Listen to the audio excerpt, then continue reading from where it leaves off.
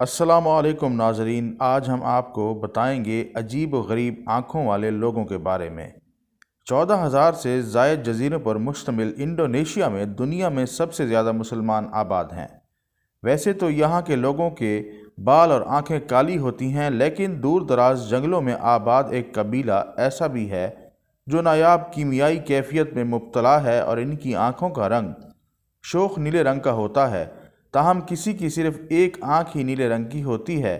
اس جینیاتی کیفیت کو وارڈنبرگ سنڈروم کا نام دیا گیا ہے، جو ویسے تو 42,000 میں سے ایک انسان کی آنکھوں کا رنگ مختلف ہوتا ہے، مگر اس قبیلے کے اکثر لوگوں کی آنکھوں کا رنگ الگ الگ ہے اور اکثر افراد کی ایک آنکھ نیلی اور ایک سیاہ ہوتی ہے، اور ایسے افراد کی سماعت میں بھی کچھ مسئلہ ہو سکتا ہے۔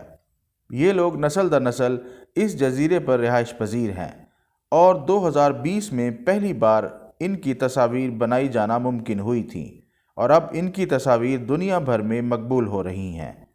مزید دلچسپ معلومات کے لیے ہمارے چینل اردو انفارمیشن کو سبسکرائب کریں۔ شکریہ۔